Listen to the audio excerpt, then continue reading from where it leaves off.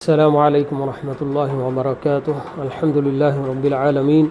والعاقبۃ للمتقین والصلاة والسلام علی اشرف الانبیاء والمرسلین نبینا و امامنا و قدوتنا محمد وعلی آلہ واصحابہ اجمعین، اما بعد۔ سامعین کرام، ہم لوگ اللہ کے رسول صلی اللہ علیہ وسلم کا بیان کردہ واقعہ ان 3 لوگوں کا جو غار میں پھنس گئے تھے اور وہاں سے نکلنے کی جو تدبیر کی گئی، وہ در حقیقت اللہ تعالیٰ کی طرف سے ان کو توفیق حاصل ہوئی تھی کہ انہوں نے اللہ تعالیٰ سے اپنے اپنے نیک اعمال کا واسطہ دے کر دعا کی، تو اللہ تعالیٰ نے ان کی وہ پریشانی دور کی اور مصیبت اللہ تعالیٰ نے ان کی ٹالی، اور وہ لوگ صحیح سالم غار سے واپس نکلے تھے۔ تو ہم نے معلوم کیا تھا واقعے کے اندر کہ ایک بندے نے اپنے والدین کے ساتھ حسن سلوک کا واسطہ دے کر اللہ تعالیٰ سے اس نے دعا کی تھی۔ یقیناً والدین کا مقام اللہ تعالیٰ نے بہت اونچا بنایا ہے۔ اللہ تعالیٰ نے اپنے حق کے ساتھ والدین کے ساتھ حسن سلوک کو بھی ملا کر جوڑ کر اللہ تعالیٰ نے قرآن مجید میں کئی آیتوں میں بیان کیا ہے۔ وَقَضَىٰ رَبُّكَ أَلَّا تَعْبُدُوا إِلَّا إِيَّاهُ وَبِالْوَالِدَيْنِ إِحْسَانًا، کہ تمہارے رب نے یہ فیصلہ کر دیا کہ اس کے علاوہ کسی اور کی تم بندگی نہ کرو، اور ساتھ ہی ساتھ اپنے والدین کے ساتھ حسن سلوک کرو۔ یہ اللہ تعالیٰ کا اٹل فیصلہ ہے۔ بڑے خوش نصیب ہوتے ہیں وہ بچے جن کو والدین نصیب ہوں اور وہ اپنے والدین کی بھرپور خدمت کی سعادت ان کو نصیب ہوتی ہے، حاصل ہوتی ہے۔ ہم نے پہلا واقعہ جو جریج کا دیکھا تھا، تو اس میں بھی ہم نے ان کی والدہ کا کیا مقام اللہ تعالیٰ کے پاس یہ ہم نے معلوم کیا تھا کہ جریج ایک غلطی کر بیٹھے تھے، ایک چوک ان سے ہو گئی، وہ یہ کہ انہوں نے نفل عبادت کو فوقیت دی، ترجیح دی اپنی والدہ سے ملاقات پر۔ وہاں ہم نے یہ دیکھا کہ جریج اپنی والدہ سے کتراتے ہوئے کسی دوستوں اور یاروں کی محفل انہوں نے یا اس میں شرکت انہوں نے نہیں کی تھی، یا کسی اور برائی میں وہ مبتلا نہیں تھے اس وقت، بلکہ ان کی اپنی نظر میں اللہ تعالیٰ کا قرب حاصل کرنے کا نفل عبادت کا کام وہ انجام دے رہے تھے۔ مگر اس کے باوجود جب ماں ناراض ہو گئی اور اللہ تعالیٰ سے اس نے اپنے بیٹے کے حق میں بد دعا کی، تو اللہ تعالیٰ نے ماں کی بد دعا کو قبول کر لیا تھا۔ اللہ تعالیٰ نے قرآن مجید کی کئی آیتوں میں والدین کا بہت بڑا حق بتایا ہے۔ خاص کر سورہ بنی اسرائیل میں اللہ تعالیٰ نے بہت زیادہ اس پر زور دے کر کئی آیتیں اللہ تعالیٰ نے والدین کے ساتھ کیسے برتاؤ کرنا چاہیے، کیسے ان کے ساتھ حسن سلوک کرنا چاہیے، یہ باتیں اللہ تعالیٰ نے بتائی ہیں۔ اس میں اللہ تعالیٰ نے بالخصوص ایک بات یہ بتائی ہے کہ والدین یا ان دونوں میں سے کوئی ایک تمہارے پاس رہتے ہوئے بڑھاپے کو پہنچے، اما یبلغن عندک الکبر احدہما او کلاہما فلا تقل لہما اف، اللہ تعالیٰ یہ بتا رہے ہیں۔ یعنی کہ ایک بہت بڑی تعلیم اللہ تعالیٰ یہ دے رہے ہیں کہ والدین کے بڑھاپے میں بچے ان کا سہارا بننا چاہیے۔ یہ نہیں کہ جیسے جیسے والدین بوڑھے ہو جائیں اب وہ بوجھ لگنے لگے بچوں کو، اور وہ بچے انہیں اولڈ ایج ہوم میں لے جا کر چھوڑ دیں جہاں کوئی ان کو صحیح طریقے سے دیکھ بھال ان کی نہ کرتا ہو۔ آدمی اپنے بیوی بچوں کے لیے وقت نکالتا ہے، دوستوں یاروں کے ساتھ مل بیٹھنے کے لیے وقت نکالتا ہے، دنیا کی اور بہت ساری چیزوں کے لیے، بہت سارے کاموں کے لیے وقت نکالتا ہے، مگر کبھی اپنے والدین کے ساتھ بھی بیٹھنا اور ان کے لیے کچھ تسلی کے کلمات کہنا، ان کے حال احوال پوچھنا، ایسے کچھ بدبخت ہوتے ہیں دنیا میں جو دنیا کے بہت سارے کاموں کے لیے تو وقت نکالتے ہیں مگر اپنے بوڑھے ماں باپ کے لیے وہ وقت نہیں نکال پاتے. تو بہرحال یہ اس واقعے کے ذریعے اللہ کے رسول صلی اللہ علیہ وسلم نے یہ والدین کی یعنی کہ ان کے ساتھ حسن سلوک کی اہمیت کو بتانا اللہ کے رسول صلی اللہ علیہ وسلم چاہ رہے تھے کہ کس طرح سے والدین کے ساتھ حسن سلوک کرنا یہ بندے کے لیے مصیبت کے وقت کام آنے والے ہتھیاروں میں سے ایک ہتھیار ہے کہ اس بندے نے اپنے والدین کے ساتھ حسن سلوک کے ہی واسطے سے اللہ تعالیٰ سے جب دعا کی تو اللہ تعالیٰ نے اس کی دعا قبول کی اور اس کی مصیبت کو اللہ تعالیٰ نے کم کر دیا. یقیناً والدین کے تعلق سے اور بھی بہت ساری باتیں قرآن میں حدیث میں بہت کچھ ہے نا بتایا گیا ہے. اللہ تعالیٰ نے یہاں تک کہہ دیا کہ اگر والدین مشرک اور کافر بھی کیوں نہ ہوں، اگر وہ شرک اور کفر کی دعوت دیتے ہیں تو ان کی بات نہیں مانی جائے گی، لیکن دنیاوی معاملات میں اپنے مشرک ماں باپ سے بھی حسن سلوک کرنے کا اللہ تعالی ہم کو حکم دیتے ہیں. وَإِن جَاهَدَاكَ عَلَىٰ أَن تُشْرِكَ بِي مَا لَيْسَ لَكَ بِهِ عِلْمٌ فَلَا تُطِعْهُمَا وَصَاحِبْهُمَا فِي الدُّنْيَا مَعْرُوفًا. یہ اللہ تعالیٰ کا فرمان ہے ہم مومن بندوں کے لیے کہ اگر تمہارے ماں باپ تمہیں میرے ساتھ شرک کرنے پر مجبور کریں اور شرک کرنے کے لیے تم کو جو نا زور دیں تو تم ان کی اطاعت نہ کرو. لیکن ساتھ ہی اللہ تعالیٰ حکم دیتے ہیں وَصَاحِبْهُمَا فِي الدُّنْيَا مَعْرُوفًا، مگر دنیاوی معاملات میں ان کے ساتھ حسن سلوک سے ہی پیش آؤ. تو بہرحال یہ بہت وسیع موضوع ہے، اپنی جگہ پر کافی وقت چاہتا ہے. مختصر سی کچھ باتیں میں نے آپ لوگوں کے سامنے عرض کی. پھر اس کے بعد دوسرا بندہ جس عمل کو اللہ رب العالمین کے سامنے پیش کرتا ہے وہ اپنی عفت اور پاک دامنی کا عمل، کہ اللہ تعالیٰ کا نام جب اس لڑکی نے لے لیا اور اللہ تعالیٰ کا حوالہ دے کر جب اس بندے سے کہا کہ تم اللہ سے ڈرو تو فوراً وہ جبکہ پوری طریقے سے اس گناہ پر وہ قدرت حاصل کر چکا تھا، ارادہ اس نے مکمل کر لیا تھا، کوئی چیز اس کو روکنے والی نہیں تھی، لڑکی بھی اپنی جگہ پر مجبور تھی، مگر اللہ تعالیٰ کا واسطہ دے کر جب اس بندی نے اس بندے کو یعنی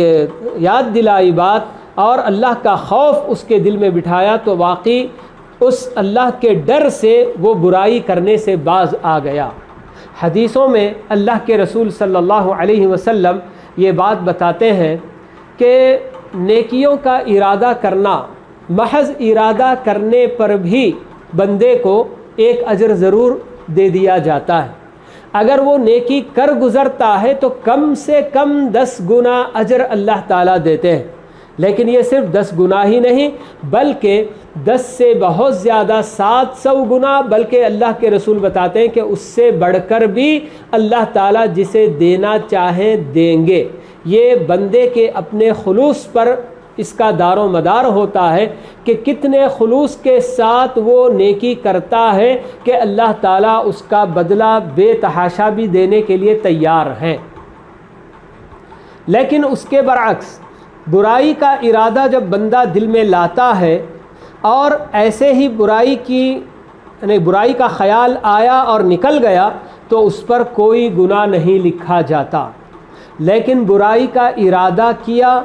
اور پھر اس کے بعد اللہ کے خوف سے اگر وہ اس برائی کو چھوڑ دیتا ہے، اس برائی سے باز آ جاتا ہے تو اللہ تعالیٰ اپنے فرشتوں کو حکم دیتے ہیں کہ اس کے کھاتے میں ایک نیکی لکھی جائے. اور اگر بندہ برائی کا ارادہ ہی کرتا ہے اور وہ بھی عزم مصمم پختہ ارادہ اگر کرتا ہے برائی کا، اگر وہ برائی نہ بھی کرے تو برائی کرنے کا پختہ ارادہ کرنے کا ایک گناہ اس کے کھاتے میں لکھا جائے گا. تو یہ سب اللہ تعالیٰ کا اپنا قانون ہے. تو پاک دامنی، خاص کر عفت کی زندگی اگر ایک بندے کو مکمل طور پر برائی کرنے کے سارے یعنی کہ اسباب اس کے سامنے مہیا ہوتے ہیں، سارا ماحول بنا رہتا ہے، اور پھر بھی اگر وہ اللہ تعالیٰ کے خوف سے جب برائی سے باز آ جاتا ہے تو اللہ تعالیٰ اس بندے کا مقام بھی بہت بلند کرتے ہیں۔ وہ حدیث ہو سکتا ہے آپ لوگوں نے سن رکھی ہو کہ جس میں اللہ کے رسول صلی اللہ علیہ وسلم 7 خوش نصیبوں کا ذکر کرتے ہیں کہ جن کو اللہ تعالیٰ اپنے عرش کے سائے میں یا مخصوص سائے میں جگہ دے گا قیامت کے دن، اس وقت جب کہ کسی چیز کا کہیں کوئی سایہ نہیں ہوگا۔ تو ان 7 خوش نصیبوں میں آپ نے ایک اس بندے کا بھی ذکر کیا جس کی صفت آپ نے یہ بتائی کہ ایک وہ آدمی بھی ہے کہ جس کو ایک حسین و جمیل بڑے اونچے خاندان کی اور بڑے منصب والی عورت برائی کی دعوت دیتی ہے تو وہ کہتا ہے کہ میں اللہ تعالیٰ سے ڈرتا ہوں، میں برائی نہیں کروں گا۔ غور کریں کہ ایک مرد عام طور پر جب عورت کی طرف سے دعوت دی جائے اور وہ خوبصورت اور حسین و جمیل بھی ہو اور بڑے اونچے خاندان کی اور بڑے منصب والی ہو تو بہت کم مرد ایسے ہوں گے جو اس یعنی کہ برائی میں پڑنے سے اپنے آپ کو بچا سکیں۔ تو اسی لیے اتنی بڑی فضیلت بیان کی جا رہی ہے اس آدمی کی جو اس طرح کے سارے اسباب اس کے سامنے مہیا ہو جانے کے باوجود بھی وہ یہ کہتا ہے کہ میں اللہ تعالیٰ سے ڈرتا ہوں، میں یہ برائی نہیں کروں گا۔ پھر اس کے بعد تیسرے بندے نے یہ اللہ تعالیٰ کے سامنے اپنا عمل پیش کیا کہ وہ ایک دوسرے بندے کے پیسے سے تجارت اس نے کی، جبکہ اس بندے سے کوئی اجازت نہیں لی گئی تھی۔ ایک مزدور تھا جو اپنی مزدوری چھوڑ کر چلا گیا تھا، تو اس مزدوری کو ایسے ہی اٹھا کر رکھنے کی بجائے اس بندے نے تجارت میں لگا لیا، تو اس کی مزدوری سے بہت زیادہ پیسہ بن گیا تھا۔ مگر ہماری اپنی شریعت یہی کہتی ہے کہ اگر کسی اور کے مال میں جب ہم ان کی اجازت کے بغیر تصرف کرتے ہیں تو فائدہ جتنا ہوگا وہ بھی ان کا ہی ہوگا، اور اگر ہم نے اس میں کچھ تصرف کیا اور اس کی وجہ سے نقصان ہو گیا تو ہم اس کے ذمہ دار ہوں گے۔ یہ اس وقت جب کہ دوسرے بندے کی اجازت کے بغیر اس کے مال میں ہم تصرف کرتے ہیں۔ آج ایسے بہت سارے بندے ہوتے ہیں کہ جن کے پاس کسی کی کوئی امانت ہوتی ہے، کچھ اور ہوتا ہے پیسہ، یا ادھر سے ادھر منتقل کرنے ہی کے لیے ان کے پاس دیا جاتا ہے، تو وہ اسی گیپ میں اسی موقع سے فائدہ اٹھا کر کچھ اس سے تجارت بھی کر لیتے، فائدہ اٹھا لیتے ہیں، اور جتنا پیسہ جس کا تھا اتنا بس جا کر پہنچا دیتے ہیں اور کہتے ہیں کہ یہ تو میں نے اپنی محنت سے کمایا۔ لیکن اصل حق تو یہی ہے، امانت اور دیانت کا یہی تقاضا ہے کہ جتنا کچھ بھی